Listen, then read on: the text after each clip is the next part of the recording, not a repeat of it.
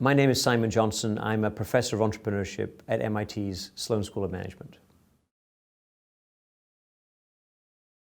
Well, at the global level, obviously we had a big crisis in 2008 that had massive negative implications in the United States, in Europe, and in other countries.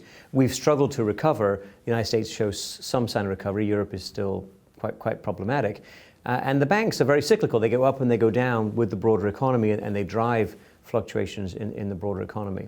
So, to be honest, the picture is mixed. And some of our biggest banks, they might look okay on the surface, but I think beneath that surface lurking are some pretty serious systematic problems. Well, the biggest challenges are that some of the banks are extremely large at this point, and it's not possible for them to fail. No government in its right mind would let them go bankrupt. So then they have an exemption from failure, and that, of course, means that their creditors don't face the risk of failure. They have a lower cost of borrowing. They can run a more opaque business model, and they are encouraged to take a lot of risk. When things go well, the people running these mega banks get the upside. When things go badly, that downside risk is pushed onto the rest of society. It's a form of externality. They don't care about the downside because they don't feel the downside. But we feel the downside. In society, we feel it as citizens, we feel it as taxpayers, and we feel it as people who can lose our jobs. Well, the biggest negative systematic effects are obviously crises, big crises, like the one we experienced in 2008. If you think that we fixed those underlying problems, then there's nothing to worry about, but I don't think we fixed them. And I spent a lot of time studying the details of various policies trying to address the issues of risk in banks and in global mega banks in particular. So this problem is still with us, and therefore there is a risk of another debilitating crisis, or maybe a crisis that's worse, that has more negative implications.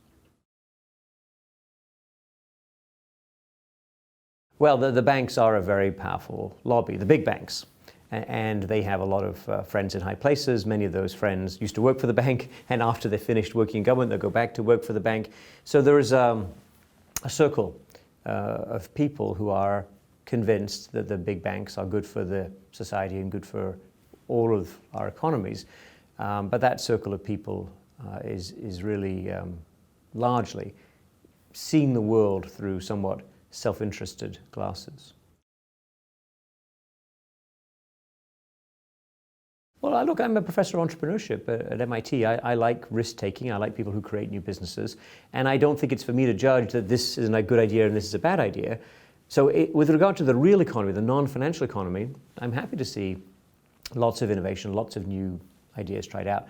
With finance, I'm also in favor of new things. I'm also in favor of innovation. I think we've learned the hard way that we have to worry about unintended consequence and the way that systemic risk can be created inadvertently, and big negative spillovers have negative effects on the rest of the financial system and the rest of the economy. So I want us to have that caveat and that concern more clearly in our mind for the financial sector.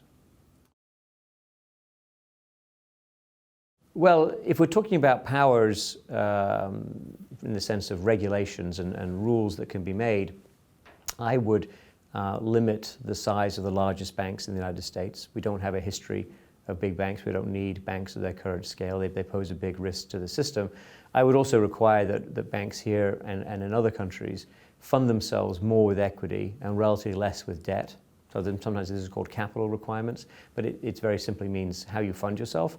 Banks have unfortunately developed a taste for funding themselves with a little bit of equity and a huge amount of debt. So when things go badly, they become insolvent, and that's exactly the cornerstone of what we call financial crisis. So I think that structure of incentives really needs to change, and it needs to change profoundly. And of course, not many people agree with me who work in those big banks.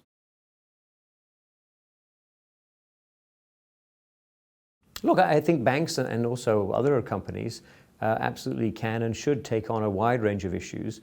I think the way to do it is to explain to your customers and to your investors what you're doing and why, and let them choose with you to invest in certain things, to build certain things, and to avoid other kinds of activities. I think increasingly that's what people are going to want.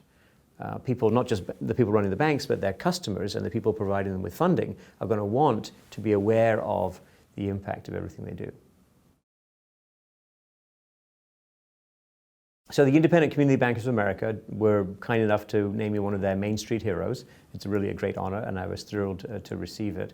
I certainly talk to them, and I certainly have a good relationship with them. I don't work for anyone except MIT and one independent think tank in Washington. So I make up my own mind, and I'm saying what I believe to be right from a social public policy perspective.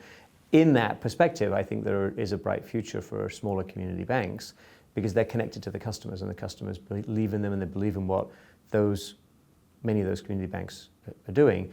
I think there is much more suspicion and hesitation to trust the larger global banks, in part because consumers and investors have been trampled on by those banks in the past, and the chance that they're going to be dealt with more fairly or better in any way going forward is extremely slim.